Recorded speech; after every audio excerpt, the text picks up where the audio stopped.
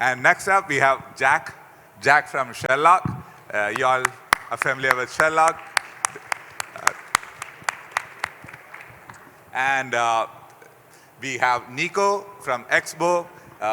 Xbow is like the #1 hacker on like the leaderboard of some of the Web2 competitions. So it's awesome to like have Nico here. Okay, and okay, let's get started. Maybe you all can do like a quick intro on like what is your tool and like what are you trying to solve? Like maybe start with you. Great. Hi, my name's Channi. The tool suite that we build out is called the Olympix tool suite. It's 5 different tools currently, but essentially the point is to find as many findings in-house via a layered security approach ahead of going to an external audit. Yeah, go for it. Hi, my name is Kirill. Our tool, essentially I think that most of the tools are focused on the pre-audit stage, such as ours, and we also try to find as many issues as possible before the audit. And essentially the idea that we really believe in is that if we find, let's say, 70% of the issues before the audit, your auditor will have 3 times more time to actually find something much more serious that they could previously. Thanks. Hey everyone, I'm Jack. I'm the CEO and co-founder of Sherlock. Sherlock is really focused on lifecycle security when it comes to securing blockchain code. And so we're building an AI auditor to help with pre-auditing, basically saving you money so you don't have to do multiple rounds of audits, as well as checking your code once you're live on chain to see if there are any new vulnerabilities that the AI can find to save you maybe millions of dollars in bug bounties. All right, so my product is called Xbow, and we are basically focused on Web2, so I have no idea what we're going to talk about in terms of Web3, but we basically do AI autonomous pen testers. So basically the product can go and find vulnerabilities both from a black box perspective, basically looking at your website without any information, or you can provide it source code and any sort of like development data, and it will take that information to do a much more educated penetration test. Awesome. So, so we have seen like the AI models getting really good at what they do, right?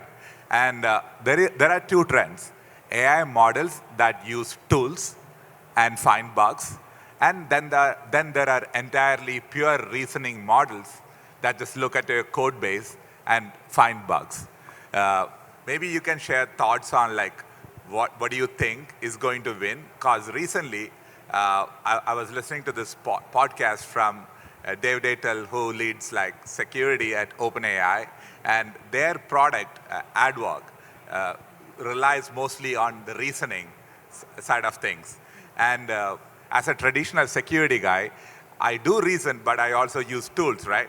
So are we looking at a whole different paradigm of finding bugs using AI, or is it a hybrid mix? What are you guys finding while you build these tools? What approaches work for you today in Web2 and Web3? Maybe I can start with you, Nico. Yeah, so we basically use a hybrid approach.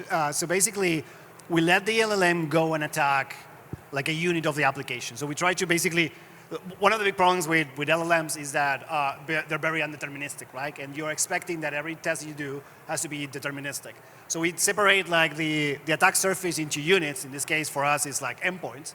And then we send agents that go and perform that attack. Now, the agents basically have all the tools that a pen tester will have. So like you can run like SQL map or any sort of like open source tool that are out there, can use that. But it can also generate Python script and came out with their own like sample tests to do it. So we give them the freedom to do the 2 things.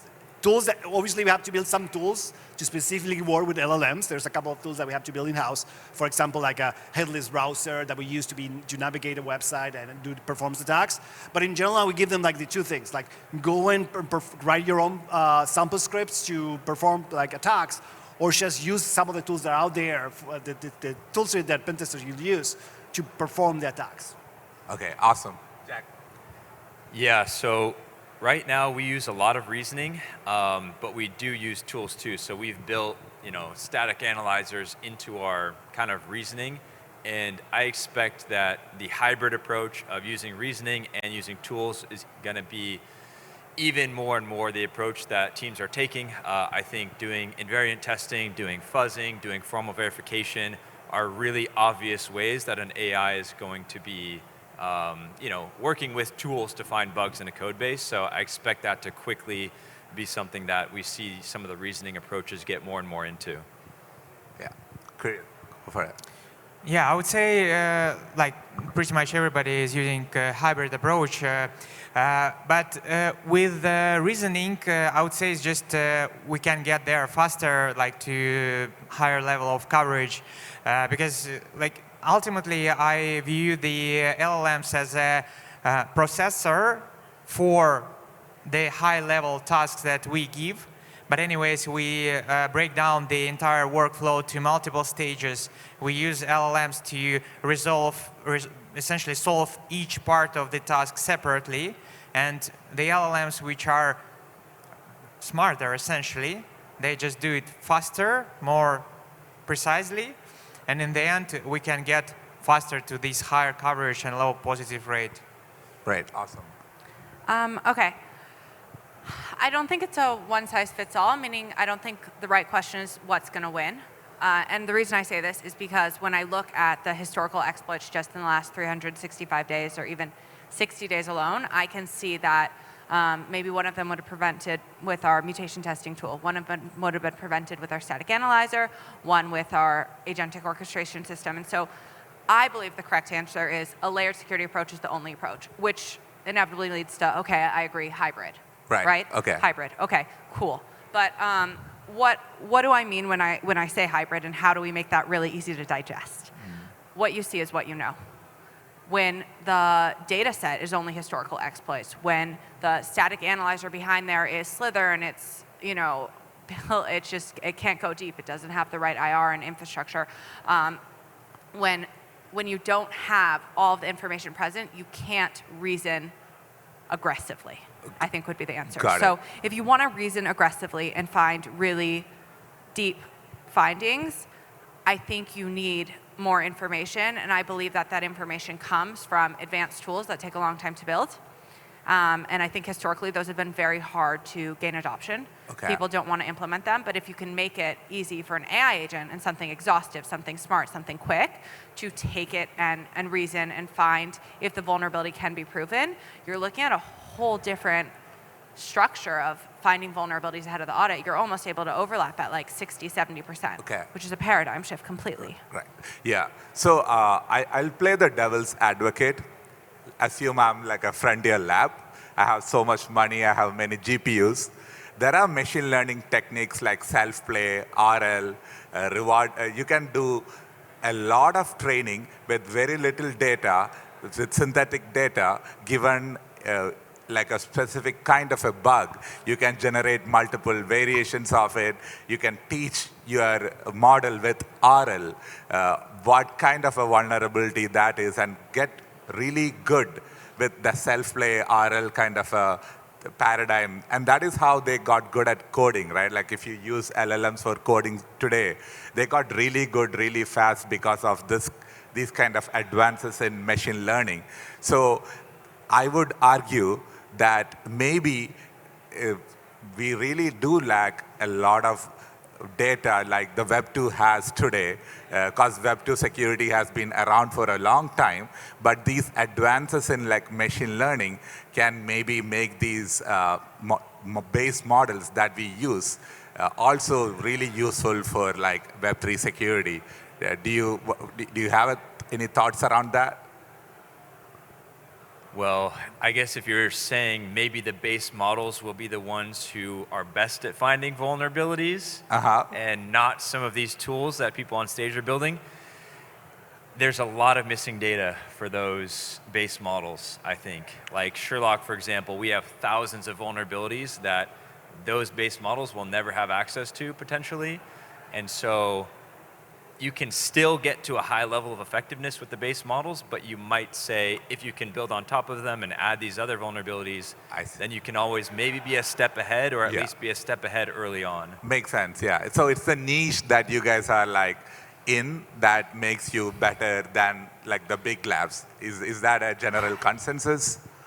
I guess I'll piggyback on Jack, which is he has unique data, right? And that's the claim. And I say I have unique information because my tools can abstract unique findings about the code base, and then from there we can, okay, great. But I think the overarching point is we're living in a space that is different than Web 2. And what does that mean? It means in here you can't use probabilistic security approaches because we can't afford in this ecosystem to be 1% wrong because the incentive structures. Right. When we're 1% wrong, North Korea comes in and takes that 1%. Right. And they have 100 million a second. Right.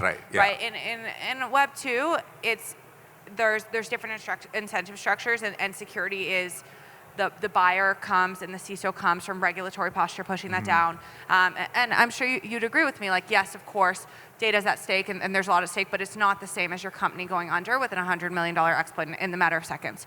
So a layered approach here, is important. And anyone who has unique data gets us closer and closer to that percentage. And the way you can measure that internally is like how many tools you use and how much effectiveness does each tool have. Right. Maybe Nico, do you have thoughts about that? I think there are some comments here made that Web 2 is more like CISO. I will definitely talk through like our experience with like foundation models versus training models. And this is Web 2, so like might not relate with Web 3.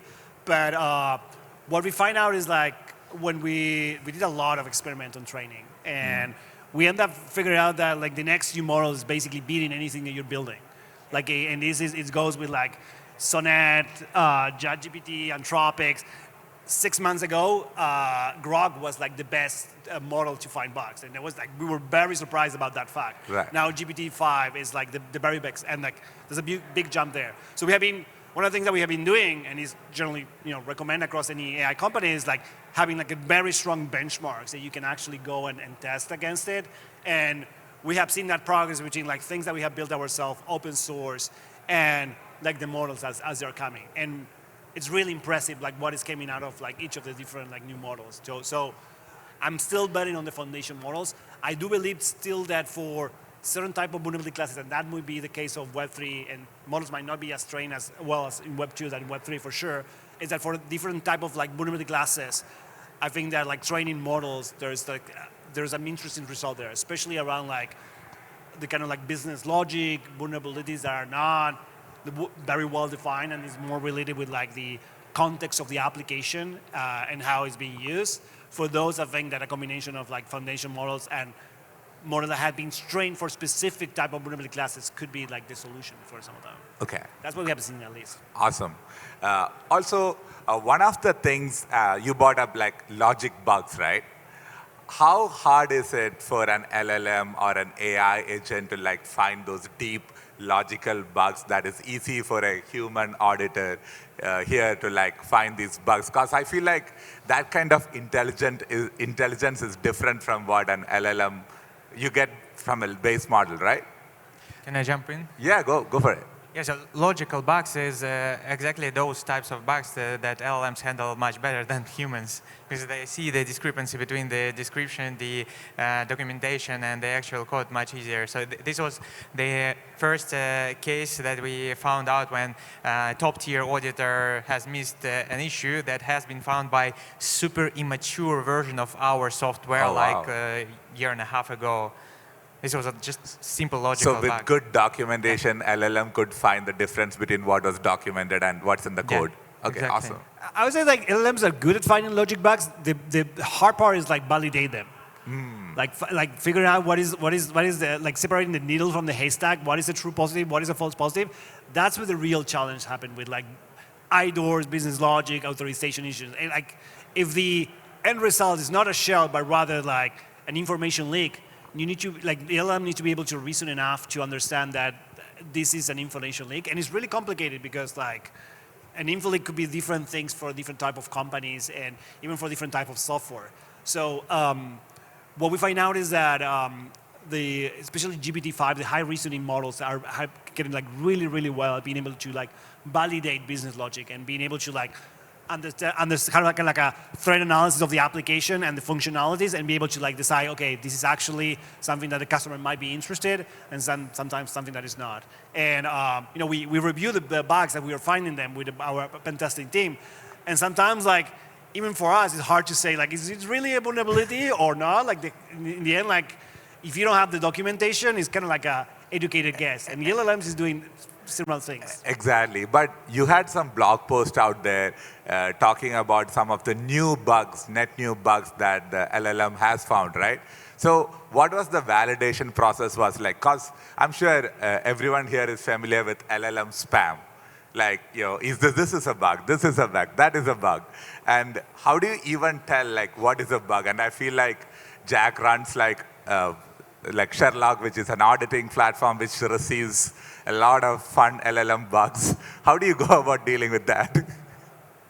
Yeah, so the validation part, I agree, it's extremely difficult. And I think Sherlock is the only one up here that has probably validated hundreds of thousands of bugs through the audit contests and the bug bounty platform that we run.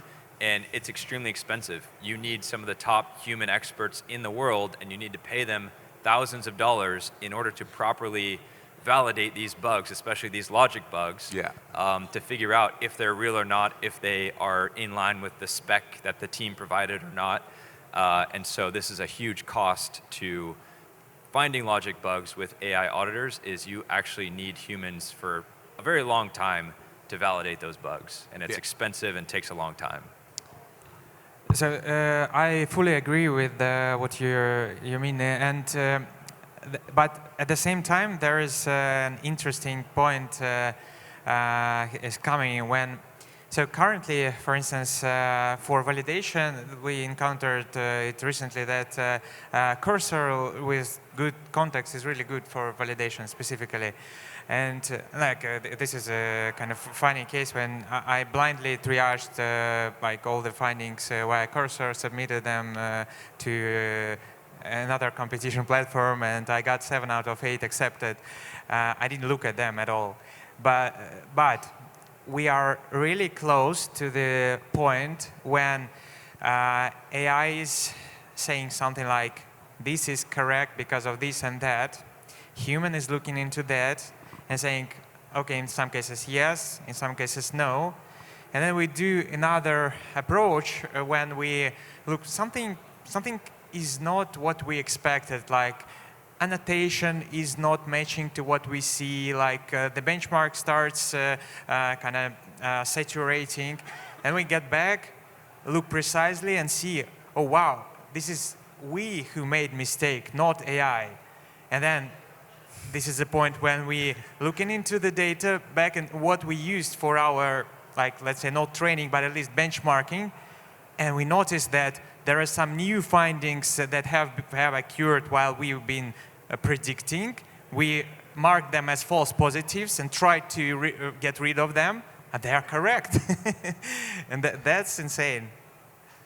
Yeah. What we generally do for validations is, as much as possible, try to take it away from the LLM. So, for example, I don't know again about Web3, but for Web2, like, if you find a cross-scripting, SQL injection, etc., you can build something that basically validates that vulnerability. Just to give you an example, like when Xbow find a cross-scripting, basically we have a validator that's headless browser that will go and navigate that website, and we'd see something like a pop-up coming up and say like, yeah, fantastic, this is a cross-scripting.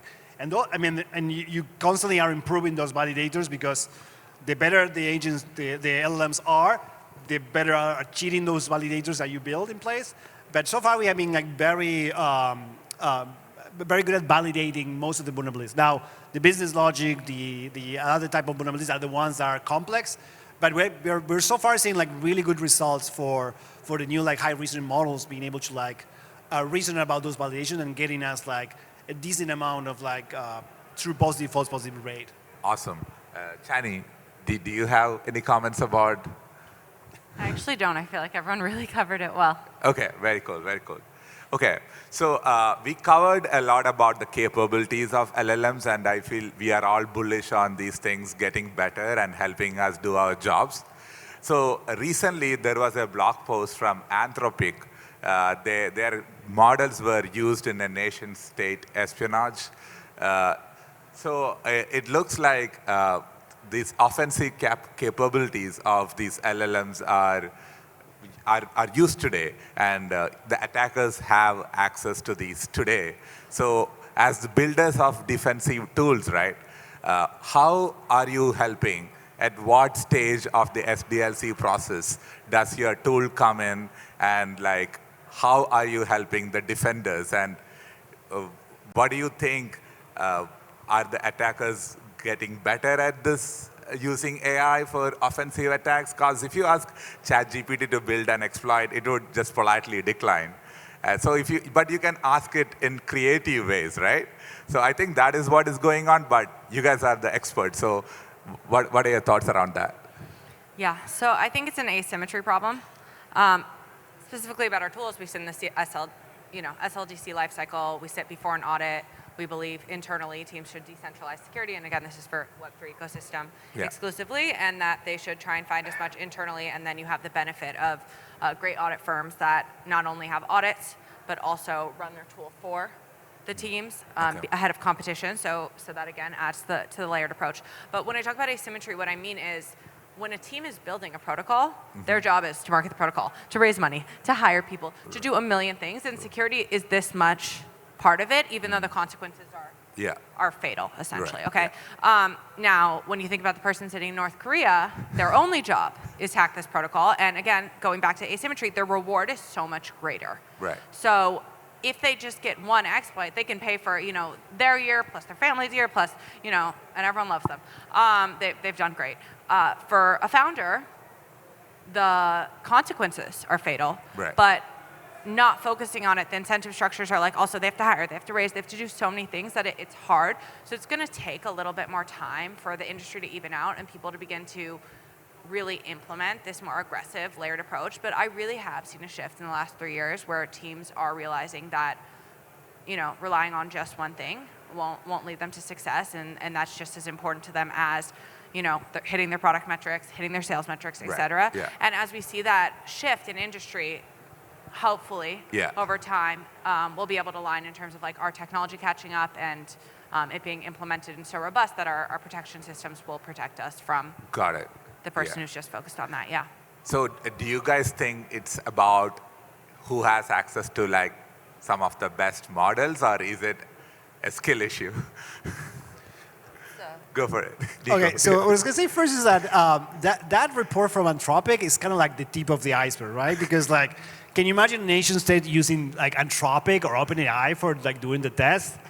That's not real. Yeah, I don't even know. You know if someone is listening to you on Anthropic or OpenAI. So like nation states attackers, like Chinese nation attacker attacking your environment from that point of view, to me is like, could happen, but it's not a real team. Like the real offensive team will be using their own models, and we know that China and Russia are building like good models, as good as what we are seeing in the US. Yeah. So there's things are happening, and they're happening fast. That's for sure. This is the very first example of this. But again, to me, it's like a weak example because like we know there are much worse capabilities or better capabilities, depending how you look at it, on the nation state side. Right.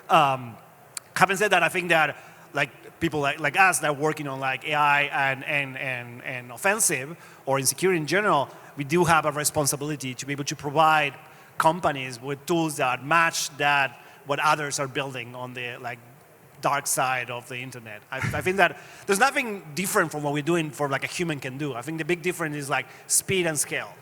And I think companies need to be aware that like now attacks are coming at a scale they had never seen before and at a speed that they had never seen before. Like you used to connect a computer on the internet and like 10 minutes later they will have some tool trying to like, test for like default username. Right. Now someone can do like a full attack on your environment, completely automated. Right. And that scale is something that we have never seen before. Yeah. Jack. Yeah, I definitely agree that, to what Channi was saying, there's an attacker's advantage where you can defend 9,999 attacks, but if they get one, all they need is one, and they win. So they have that advantage. I think we as builders and the good guys have a lot of advantages as well, where we can go raise millions of dollars from venture capital and really put a lot of effort behind this and sell it to a bunch of different clients that will pay us money for it. And so that gives a ton of advantages and scale advantages in terms of building an AI that maybe Russia or North Korea doesn't have the resources to build. And so I think that gives us a lot of advantages as well. Yeah, great. Yeah, I would add to this, in longer term, we have advantages over the hackers, but at the same time, on shorter term, they actually have these capabilities already here, and they can spend some time specifically focused on this like potential this particular exploit or that. They can scale them already. They can automate a lot of stuff. So essentially, now is the most kind of dangerous time for the project that have been already shipped or that are shipping still in the same manner, in the same processes related to security. So in longer term, we as builders, we have a lot of means to prevent future attacks. So we manage our risks, and we can use some specific mechanisms in code, in operations, in financial incentives, and so on, to make this extremely hard and extremely expensive for hackers to, like, using whatever tools to exploit them. But at the same time, right now, probably we, in a way, we are losing because of, like, for instance, the balancer hack. I really, like, 5 years, the code was never touched. It was audited 11 times, and all the, essentially, we read that it was out of scope here and there, but, like, come on, it was audited multiple times. Developers are top-tier developers. It feels like it's just out of our capabilities to have, like, code that has no vulnerabilities at all, and now hackers got access to such great technologies to find those smaller issues. So in the end, like, I believe that this particular exploit was related to AI, and we'll see multiple like huge exploits in near future. But in longer term, the industry itself feels like more of a kind of anti-fragile, and will survive and will develop. Got it. I was going to say, and just to bring a little bit of controversy here, is that I think that attackers need to be right more than once. And I think that if we do the right things, that should be like the scenario. Because, like, they have to be right one time when they get into your network. But then they have to be right, every action they perform, they have to be right. Because otherwise they will get detected. Right. So, like, once they're able to, like, find that bug that compromise you, that's a one time in, like, 99 that defenders are trying to defend. But then once they're in, there should be layers of defense that will be able to, like, have them, like, needed to be right in many, many different ways in order not to be detected. Right, And sometimes that's what we have to aim for. Yeah, so the recent attack Kirill was talking about, it was code that was live for 5 years, and then we all thought it was solid, and then we turned out to be not true. It's similar to, like, how in Linux kernel the code lived for like 10 years, and then like someone found a bug today, right? So, Jack, you wanted to share something?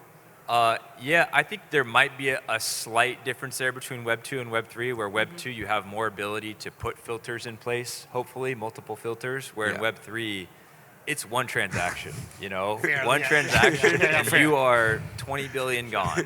So it's a little, slightly different, I would say. Yeah, and you have that luxury of, like, the CISO in place, and the CISO is your buyer, and the CISO has a full stack of tools that can assist your tool and sit in the middle. Whereas for us, buying posture is kind of determined by what that protocol feels like doing, and how important security feels to that protocol, or how much perceived, like, status quo or what they need to do, they're doing. Right. And it's really hard to inform because there aren't regulated standards. So you're essentially, like, living off of, okay, here's becoming the new best practice, and once enough people jump on that ship, then great, more do. But even, like, when I started in 2022, the big wave was on-chain monitoring, and no one was doing on-chain monitoring. Now pretty much everyone does it, and it's like, if you don't do it, something's wrong with you. And now the new wave is, like, tooling ahead of audit, whether it's agentic, whether it's LLM wrapper, et cetera. And now we're trying to figure out, like, what's the best practice, and then eventually, I'm knocking on wood, but everyone will be doing it. Yeah, it's like Web3 is speedrunning the Web 2 playbook. We will get there. And we will hopefully have layers of defenses. Another thought about all the audits we get and we still find bugs, right? So formal verification comes up when we discuss these things. And with LLMs, I have seen hybrid approaches where like you generate lean spec of programs, something like CVL or like lean. What are your thoughts about combining formal verification and LLMs to get a higher assurance for the code you are auditing? Maybe if anyone has done anything like that or has thoughts about it, feel free to share. Yeah, I think it's 100% on the roadmap. I'd be surprised if we're not seeing it in the next 6 to 9 months in terms of AI auditing tools integrating with formal verification. I think the two big problems with formal verification, one of them is that on really complex code bases, it takes too long, like mathematically, it takes too long to run, and so it's not feasible. The other problem is it requires a ton of either developer or auditor effort to come up with all the rules, all the invariants, and create all of that. And AI can really help with that second one. So I think formal verification and invariant testing and fuzzing kind of get super powered with AI. Yeah. I would add that with formal verification, there is kind of unique opportunity to, if LLMs are very precise in programming, so very accurate. This is essentially what we are getting every new release. So at some point, you probably will have available the model that can write so much code that covers so many invariants that is impossible for any human to do. At the same time, in formal verification, the level of, let's say, cognitive resources or intelligence that is needed to run it and, at least in some attempt, get fully covered, fully correct program is much higher than just in programming or just in testing, fast testing, even fast testing. So I would a bit doubt about 6 to 9 months, but let's see. We'll see. We'll see. Yeah, I'll just tack on to that. I think, forget AI, machines in general are good at exhaustive tasks. Tasks that a human maybe could do, but would be, take, 3 weeks as opposed to 30 hours or 20 hours, even though it's exhaustive, compute intensive, it still is a lot quicker. And the core issues with, and then just coming back to like formal verification is like, one, it asks you to learn a second language. Right. Two, it assumes you're smart enough to infer the right specs. I don't think everyone's the top 1%, which is like really what it takes to infer the right spec. And I think statistics would agree with me. So if you can find a way, and like, listen, if you can pay for Certora to do that for you, fabulous. Right. And Certora knows your code base. Majority of us don't have that kind of budget.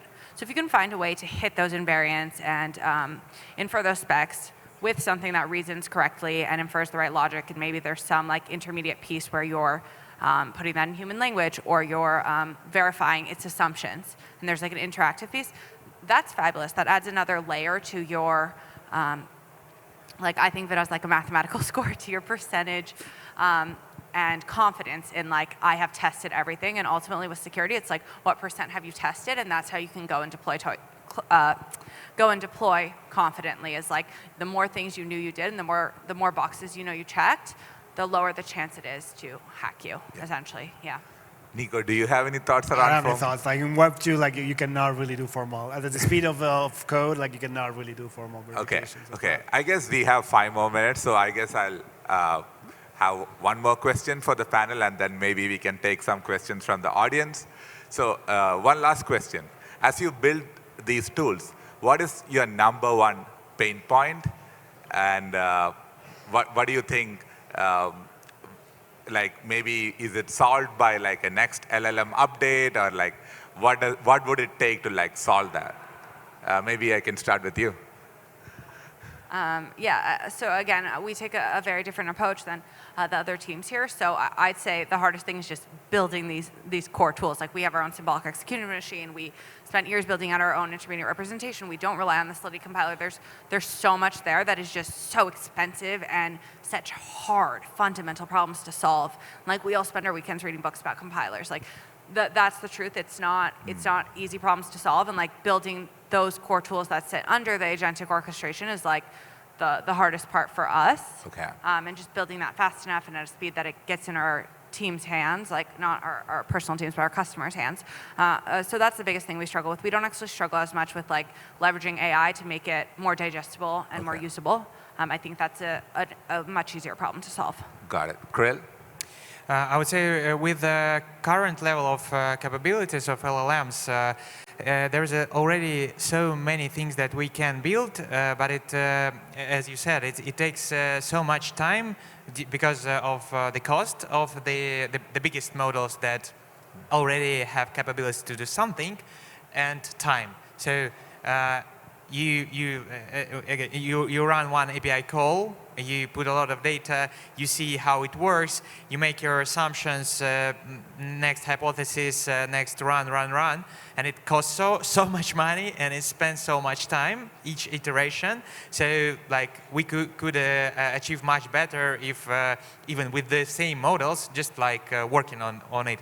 The other thing is I already mentioned is that the annotations of the missing annotations. So the things that we think that ground truth for the audit reports that we have or competitions, they still contain some things that were not uncovered.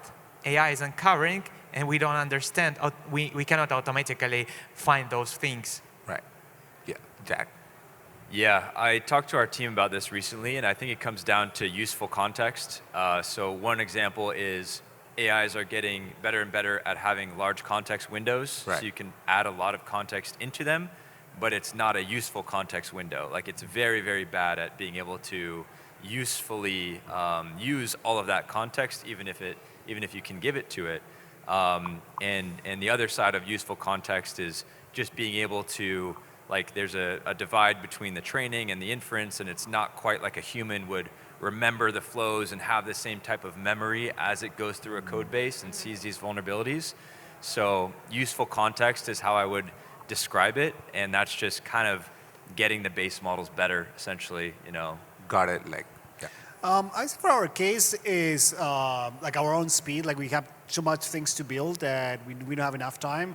Obviously, if the model gets cheaper, that's good, because like that's going to be that you can offer the service more broadly, and right. And the expectation is that compute was going to get, or inference is going to get like lower and lower as we go. We have seen it last year, from this year. It's insane the cost price. So we will see that tendency, and we know that's going to happen. But for in our case, it's mainly like there's so many things that we have. It's kind of like a new era or a new kind of like market that is being built. And we need to like build fast enough to be able to serve that market, at least from our point of view. Awesome.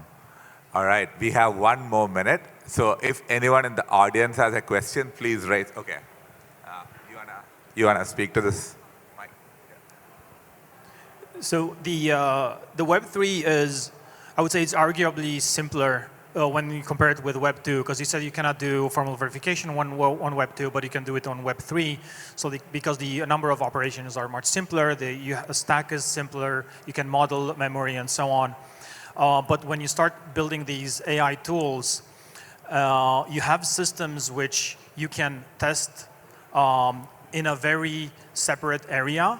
However, because everything is composable in blockchain, do you also think about modeling other systems like Uniswap Balancer and other systems that the code you're auditing right now can interact with in the future? Yeah, I think if you're trying to audit a code base and you don't have the connection to those integrations, like let's say you integrate with Uniswap or you integrate with Aave, you're going to miss vulnerabilities and you're going to miss really important things. So that's one of the big problems, I would say, is having that big context window is super important, and finding any way to, localize where you're looking for vulnerabilities is really important. But so far, I haven't seen any good approaches to it. You really just want to have everything in context. So if you integrate with Aave, you want to have that Aave code base in context, or at least the chunk that you interact with. Awesome. All right. That's all the time we have, folks. Thank you so much for joining me here.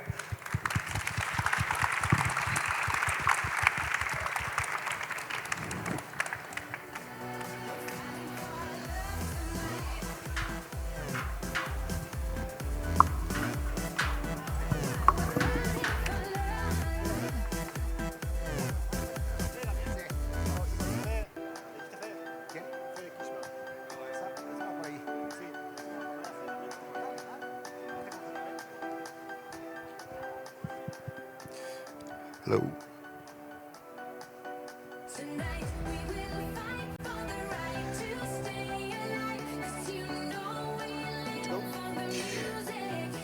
Hello, everybody.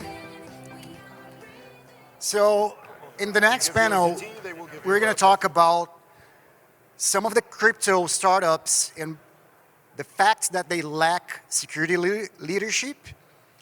And then we're going to explore the risks of it and the benefits there are to build an official, a formal security program from the beginning before the breach get to you guys. So I'll invite the panelists. Is there an order? Yeah, Ryan. Ryan from Gauntlet. Joe from Mandiant. Chris from Polygon. And Ido from Blockade. Hello, hello. Halfway through, we do musical chairs, right? We just swap.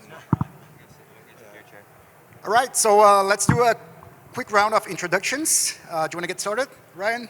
Yeah, sure. So I am Ryan. I'm the head of security at Gauntlet. Go ahead, Joe. I mean, I want to go really short. That was a very elaborate introduction. You can go further if you want. But, Tell us about Gauntlet. Hi, my name is Joe Dobson, also go by Dobbs, and I do threat intelligence at Mandiant.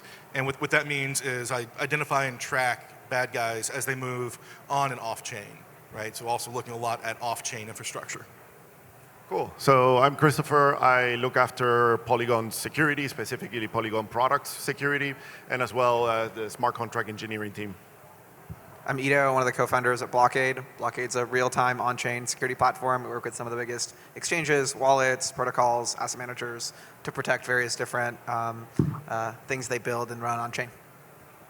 And I am Tiago. I'm a technical director at the Crypto ISAC. Basically what I do is I try to find data on and off-chain, try to see how that data can help protect and prevent events and stop events, incidents as soon as possible.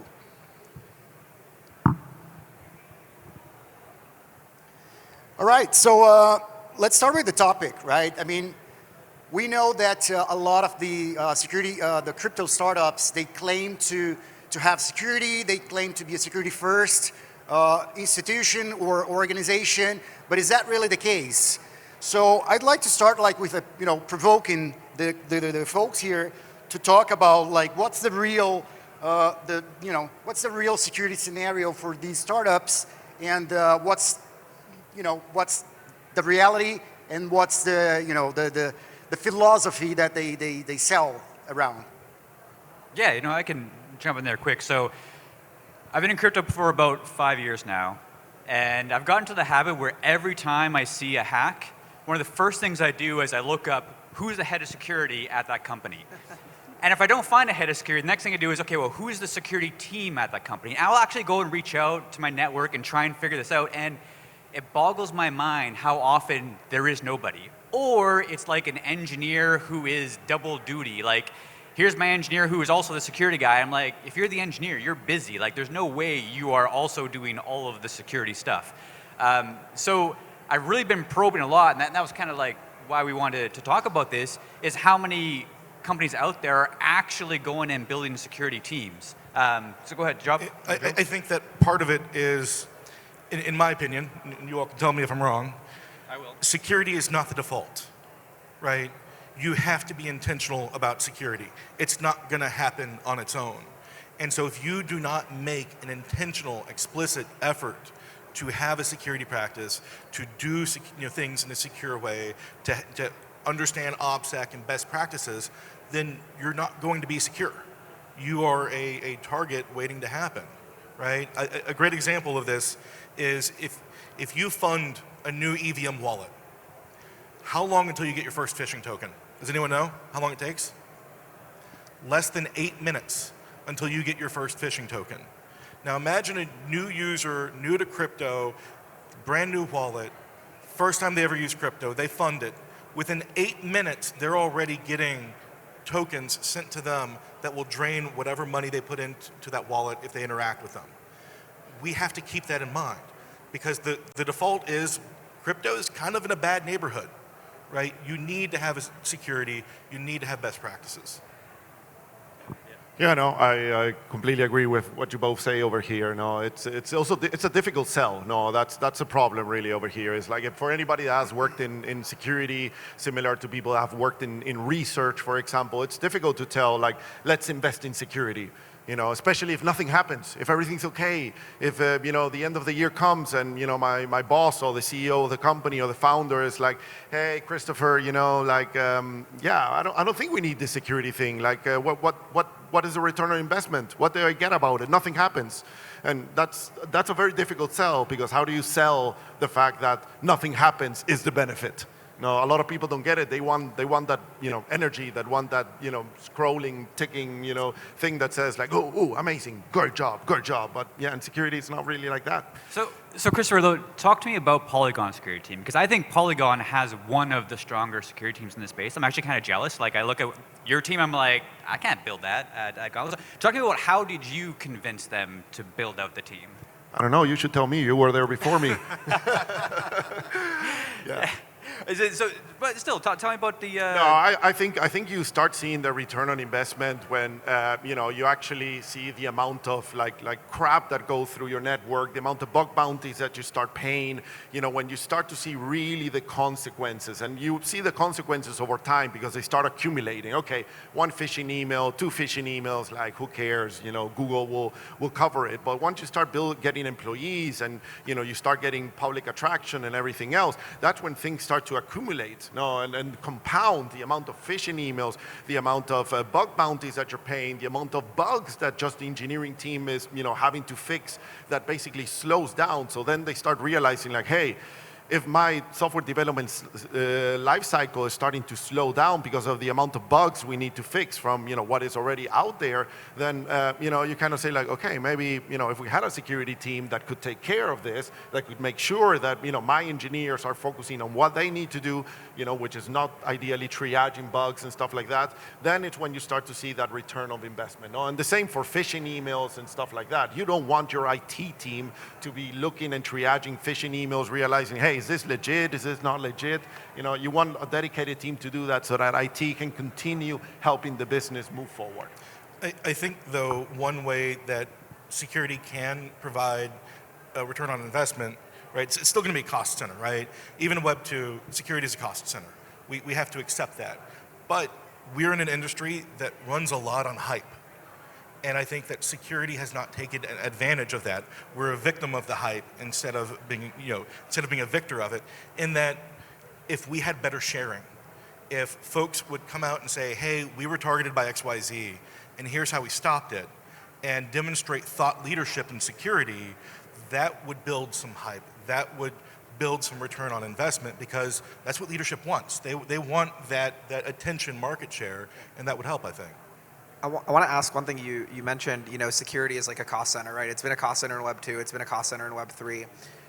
You know, I think one thing that's really interesting about our industry specifically is that we're all building, at least today, we're all building ultimately financial infrastructure, like all of us, right?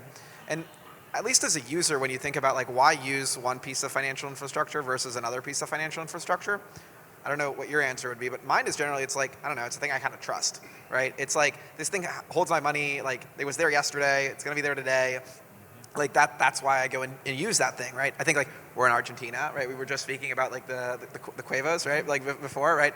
I'm sorry for the mispronunciation. But it's like, you know, and maybe someone from Argentina will come and pick me up for saying this, but, like, you know, you see the local economy, right, very much, you know, not trusting other things that we would kind of in the States or in Canada, and trusting, you know, things that are more, you know, on the riskier side, or things that we would otherwise not necessarily trust in the United States. And so I'm curious, like, your thoughts is like just my point here is, you know, we're building financial infrastructure. Trust is a differentiator, right? Security builds trust. Why is it a cost center?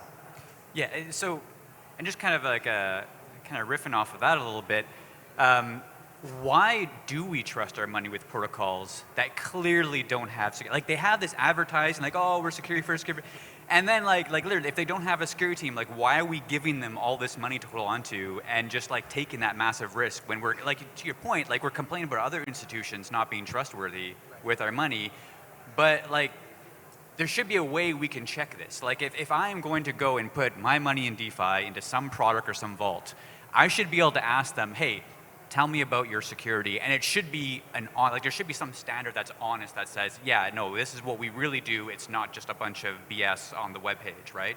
Beyond a PDF, probably, like beyond an audit that goes and says, okay, we're good, right? You should have a team. Like you should. I think that's actually a really good, like the thing you mentioned in the beginning, right? Like that check that you go and do. It's like, who is the team, right? People should probably go and check that before they put their money in different vaults and for different curators for things like that, right? I think people basically assume that. No, if you look at the Web2 area, actually all these companies, when you do B2B, you have these standards, you have these frameworks in order to do security. If you don't do these, people are not going to buy from you. And by people, I mean businesses are not going to work with you. They're not going to make transactions and so on. But on the B2C in the Web2, you as a consumer, you're just assuming your bank does security. It's like basic, no? But in crypto, I personally believe that a lot of people think that protocols do security, that they're taking care of their infrastructure, they're taking care of their employees, of their laptops. But the truth is that probably 80% of all the protocols, if not more, don't have at all a security team, as we were talking about it. But people just think it's implicit and it's there. So what do you say to like these wonder teams? And sorry, these things are just coming to my head here. But like these wonder teams of like, their excuse is, I've got 10 employees and we've got $200 million in TVL. We're just too small to have a security team. Like, how do you make the case for that? Or what do you say to those people? Because I've struggled when I've had to try and tell them, no, I think you really need to hire someone fast if you have that much in TVL. But I think it's not about them, it's about the customer. And that's who they have to think about, right? Why do they need security? So that they can provide that value, they can protect the value for the consumer, for their customers. And I think a solution is, if they don't want to hire a full-time security person, they can start out with something like a vCISO, a virtual CISO, right? They can start out with someone that offers security as a service. They can get some level of advice and input, because I think that it's often that they don't have awareness of just how bad it is. So one thing, a lot of the time people will just outsource for like consultancy firms like audits. That's obviously great. I mean, I was a consultant for more than 10 years, and every time I went into like some of the big techs to review source code, I wanted to, deliver my best and really find bugs and really get them fixed. But especially for the new companies who rely only on third-party providers, what's the benefit of that and what's the limitation of that when it comes to actually getting and growing an internal team? Right, so first of all, for auditing, I mean, at Gauntlet, we definitely outsource auditing to the expertise. Like, it's hard to build an audit team inside a company because auditing is so incredibly specialized, at least for a smaller place. I know some places do actually build internally. So you have like your Solidity coders, but having a full-time auditor is tough, so we would outsource that, right? And that is probably one of the areas where I'm really happy to outsource. Like, it works well, right? Other things in security, I prefer not to outsource, but I'll let you guys talk about, that's the first before we talk about what's not good to outsource. No, I think on the previous thing you guys mentioned around, I'm a team with 2 million in TVL, right? I think like we as security practitioners like need to understand that security is an afterthought, right? It is something that you bring on after you see some level of like success in your business in the first place, right? If you have nothing to secure, you shouldn't spend on security, obviously, right? Now, $2 million is probably something that you should spend on. Like it's a meaningful amount of money where you should probably be spending on security if you have that, right? And so, and I 100% agree with your like vCISO analogy, where it's like you don't need to hire, you don't need to build these teams. You probably would be better off if the amount of money you would want to spend on a CISO for bringing on, right, for $2 million, better spent on a vCISO that fractionalizes and does a lot of these different things, like for sure. I think that there's you mentioned like doing that for smart contract audits, and I totally agree with you. That's great. But when it comes to like building products or even like an L1, L2, if you don't really have like an expert in-house or even like fully dedicated to understanding the development roadmaps, the team cultures, their inner pains. What are the most critical components? What's missing there? Is it just security testing? Is it complex design? If you don't really understand the inners of those development teams and integrate very closely with them, you won't be able to help, right? So Chris, I'd love to hear your experience in that sense. Yeah, I think, probably difficult to sell, but I think the most important thing you should do, doesn't matter if you're small, you're big, you're one person, you're 10 people, you're $1 million, you're $5, is just understand what is your risk profile. Like literally understand, okay, what is the worst thing that can happen and how could that happen?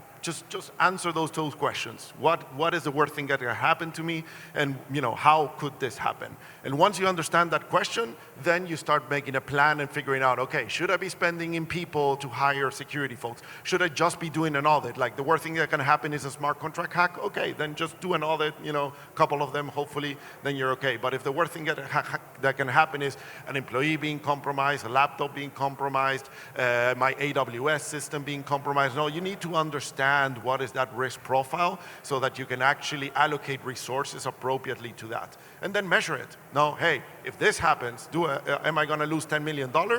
Then maybe hiring for 200 a year or 300 a year, a security guy, it's worth the money, You just need to do those economics.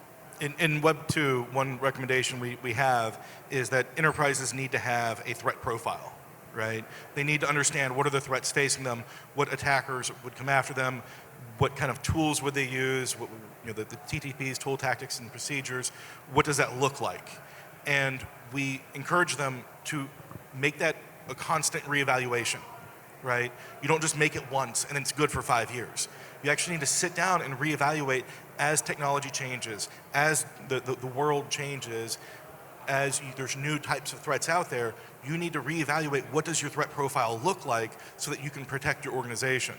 That's one of the sad things about Web3 to me is in Web3, a compromise can be catastrophic for an organization, but security is not taken near as seriously as it should be. In Web2, compromise is traditionally not as catastrophic for an organization, but a lot of them take security much more seriously. I think this is a really interesting point on just like how liquid vulnerabilities or exploits or like security issues in crypto are compared to like Web 2.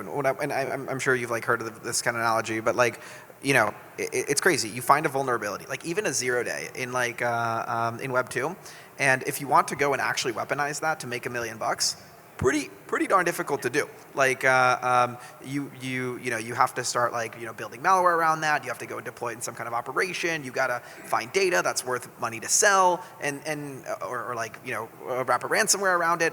And then and now you can start kind of going and doing these things. That's a ton of work beyond just finding the vulnerability. In crypto, it's insane. Like you find a vulnerability, you make $1 million. Like it's basically that simple. I find just amazing though. Sorry. There's this weird thing in crypto that I don't feel like happened as much in Web 2, and maybe it does have a bit more, where like a protocol gets hacked in crypto, loses a bunch of money, and I feel like a month later, they're back at it and it's fine. Like everybody there's such a short memory in crypto that like, oh, they fixed their problem. Let's just give them more money and give them another try. Like go ahead, take another spin of the wheel. That to me is, like, it's like they just don't care about reputation as much as I wish they would. Like, I know web companies that would have just completely died after a major hack, right? Except for hotels, because I think every couple months I get a thing saying my private data is gone from whatever Marriott, or, sorry, I probably shouldn't say company names. Leave that out. Company X, or, yeah, anyway, sorry, I did, yeah. You get free credit monitoring for life, okay? I have just don't worry about it. so much free credit monitoring. So we're talking about like the financial side of things, Crypto startups, they're typically born sometimes with like $200 million already locked in. But what are the other specific aspects that makes these problems very, very special and critical for crypto companies? One of the things that comes to my mind is whenever it's done, whenever a transaction is signed and sent into the network, it's not reversible, right? So that's one thing. What else do you guys see that's special to crypto? I think if you compare between Web 2 and Web 3 type of companies, in the Web 2, mostly the worst thing that can happen is like some PII data getting leaked, company reputation being affected, those type of things, database being leaked with a lot of confidential, sensitive, financial data, stuff like that. It is definitely catastrophic for a company, but in the end, the users are somehow protected.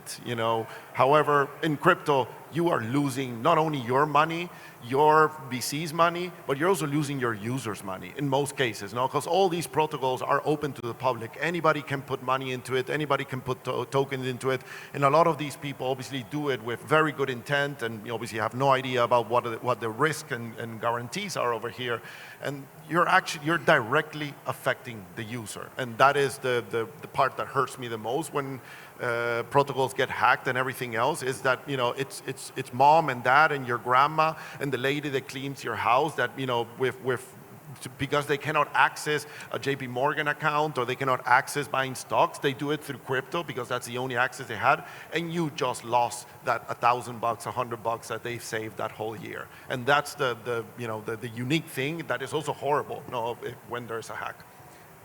To Chris's point, I think the long and the short of it is the only real difference is the crown jewels change for the organization, right? I think you said this well. Like, it's in Web 2, it's databases, it's data. Like, that's mainly it, right? Obviously, the reputational risk of that is probably shared across these two things, but the crown jewels are the data. And in crypto, the crown jewels is money.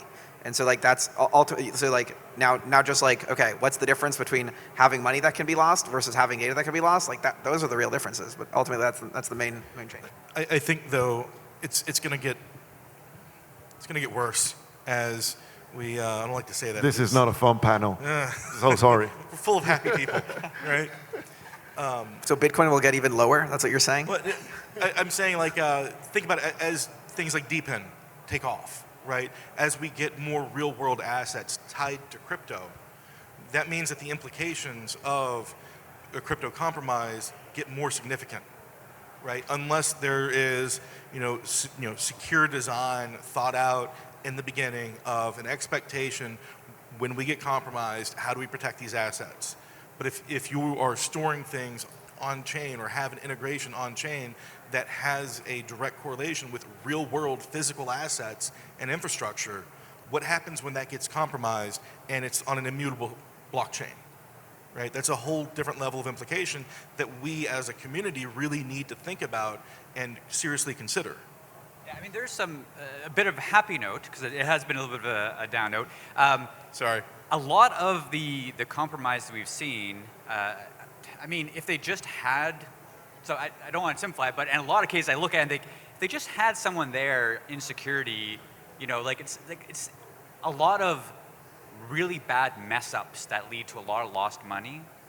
Whereas it probably could have been avoided almost entirely. Like, I'm not convinced when people come up here and say, oh, you can't avoid being hacked. If you're going to get hacked, assume you're going to get, yeah, we assume we're going to get hacked because it's kind of part of the game. Like, we have to be prepared like we get hacked.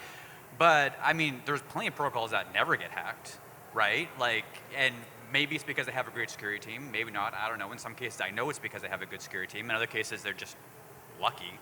But like take an example, the Bybit hack. Like, that was avoidable. Come on, guy. Like, there was things that they could have done to avoid that one on several layers. Like, just about every single one. Like, Bouncer, they could have avoided on several layers. Like, you look, like, in retrospect, it's of course easy for me to say that, but someone with a lot of security expertise probably would have spotted that stuff before, right?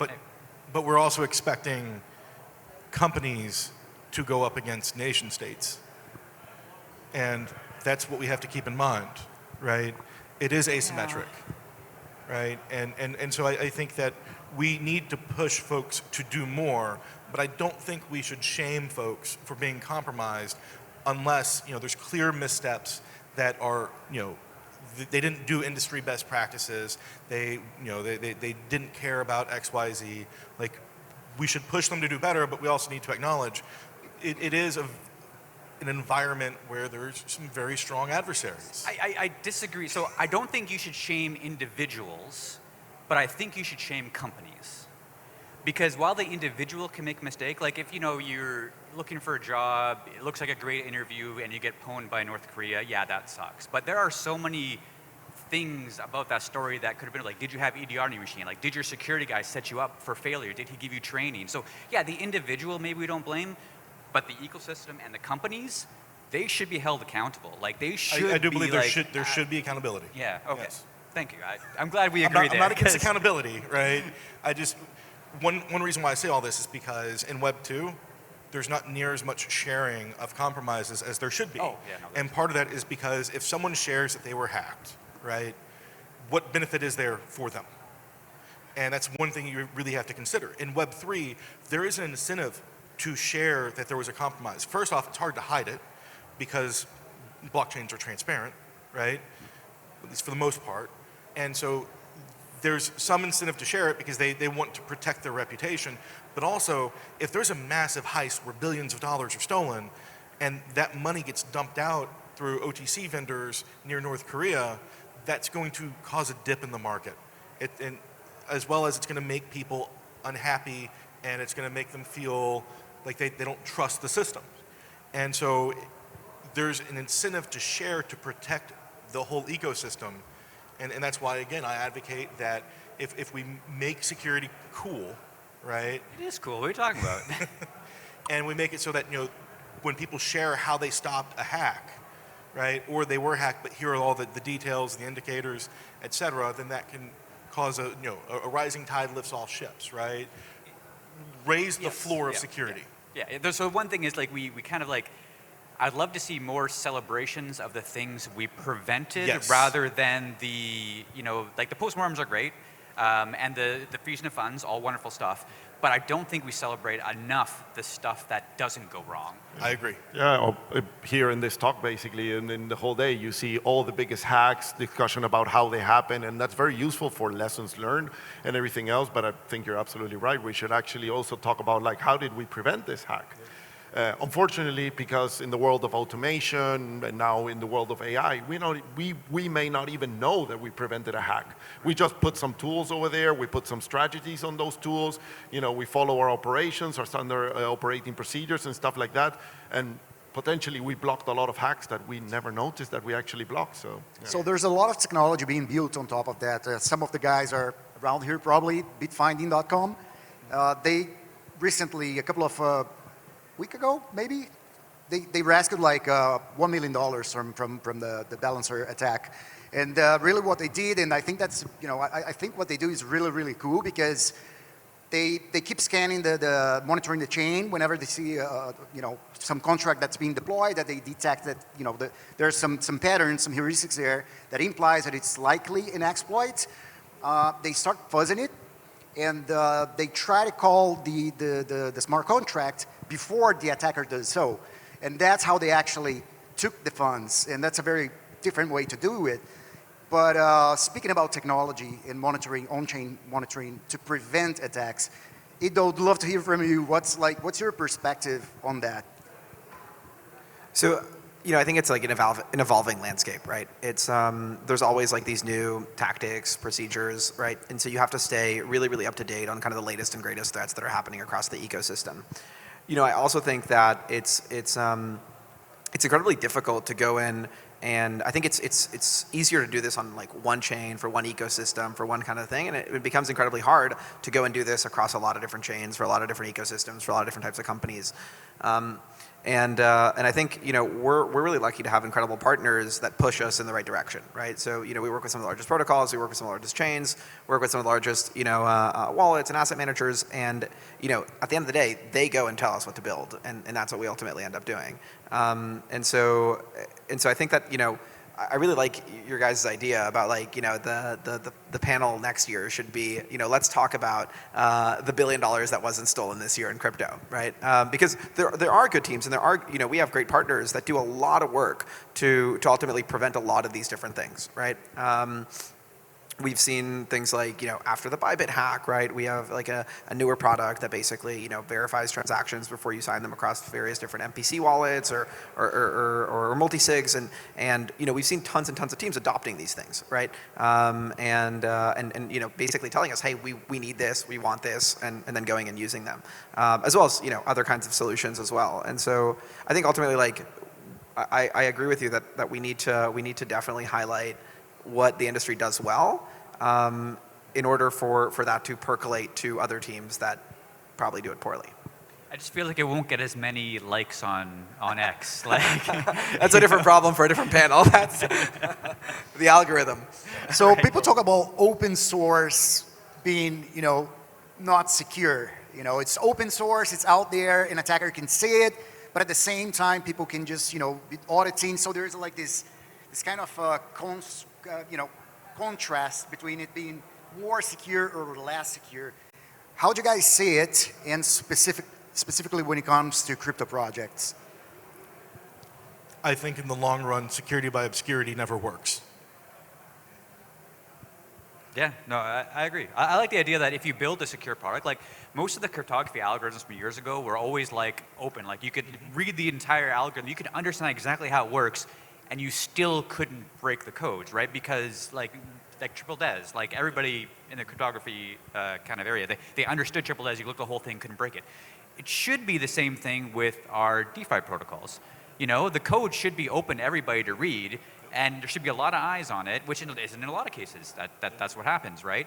But then, I don't know, I guess there is some argument for having closed source, because if there is a vulnerability, you wouldn't want to be out there. I don't know if anyone wants to make a case for that, but I would prefer things being open. I think there are areas where that definitely will benefit from being closed sourced or like private.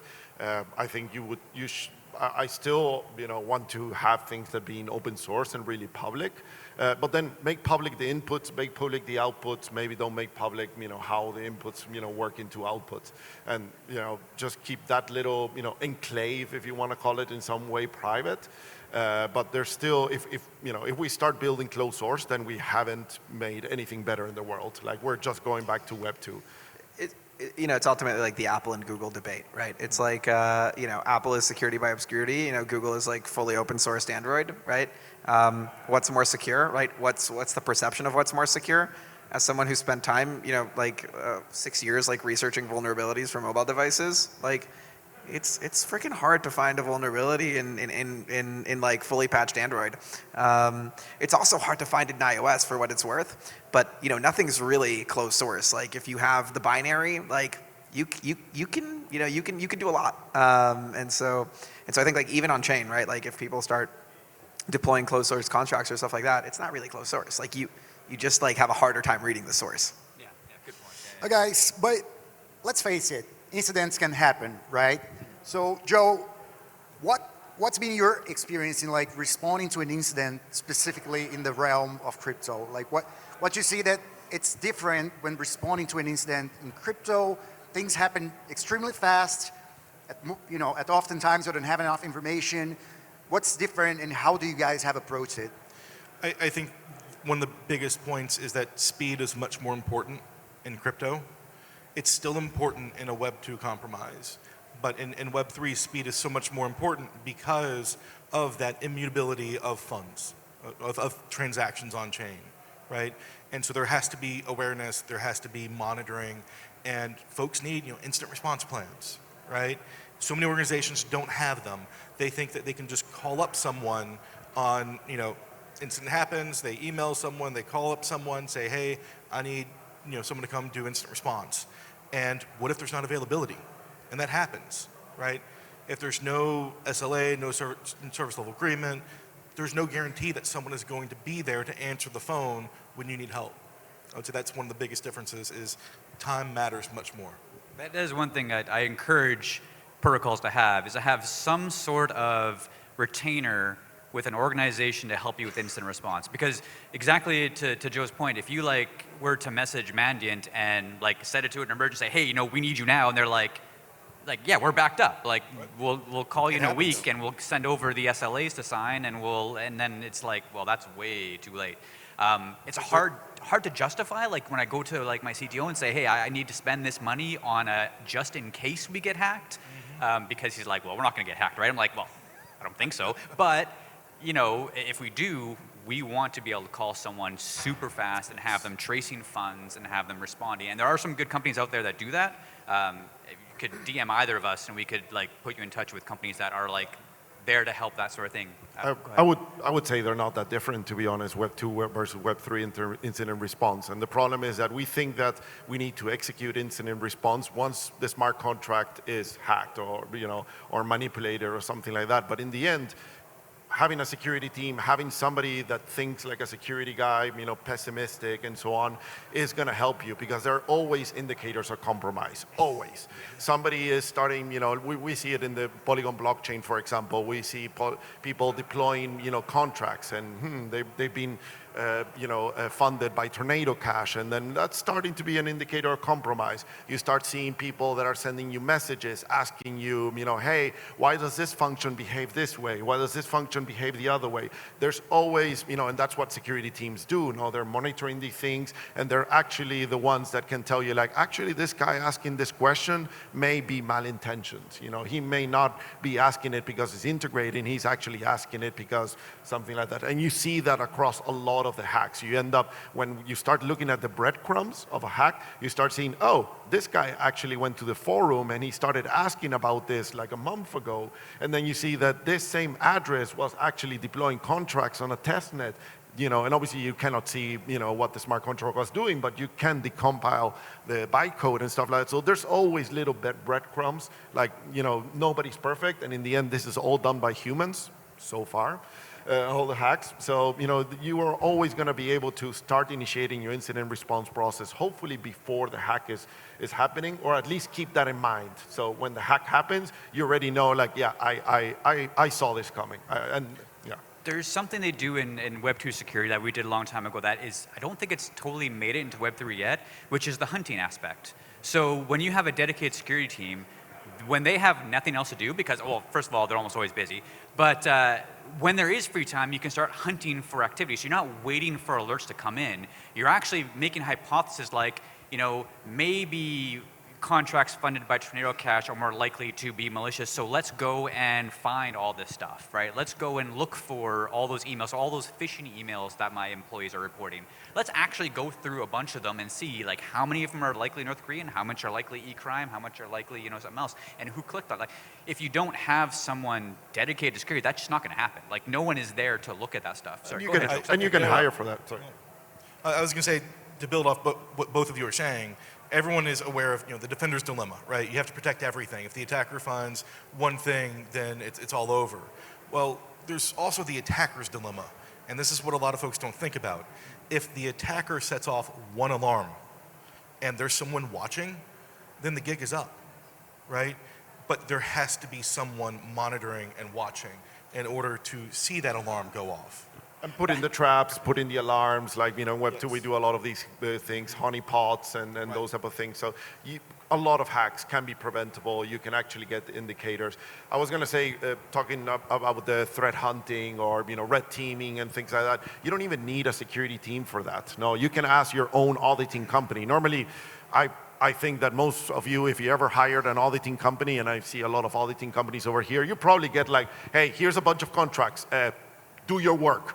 I don't know what it is, just do it, But in the end, you can actually tell them, like, please focus on these areas. No, maybe not for the first audit, but the second, the third, the fourth. You're actually going to tell them, like, I actually want you to focus on these functions because these are the ones that are most, this is the critical path and this is what I want to cover. And then the third audit, you're going to go and like, I want you to start through this with these type of assumptions. No, think this way. Please plan, your threat models in these areas. And that's going to help you build a much better threat landscape as well as, plans if some of these things happen. Right. So what is your last message and probably the most important message that you'd like to leave to the founders out there? So mine's really easy. If you do not have a security person and you take care of other people's money, go hire a security person. Like, you are holding on to other people's funds. You should just go out there. There's tons. And if anybody tries to say it's hard to hire security people, I'm in like this Web3 chat, several of them, full of security people looking for jobs, right? I don't know where the disconnect is, but there are a lot of people out there in the security, especially in Web3, who would love to be offered a job. They just don't know who to talk to or how to apply, or I don't know what the disconnect is. But anyways, go ahead, Joe. The thing that I hope folks take away is awareness and education. I think that we need a lot more awareness and education around security for startups, for founders, and that will lead to a much safer ecosystem. I think I'll say security is not difficult nor expensive, and I think that's a misconception. With security in Web3 is not different from security in Web2. Like, please go and ask. I think people are just afraid of asking. Ask for help. Like, you can even get it for free. You can get audits for free. You can get a security review of like your website for free. There's a lot of people that are really willing to help.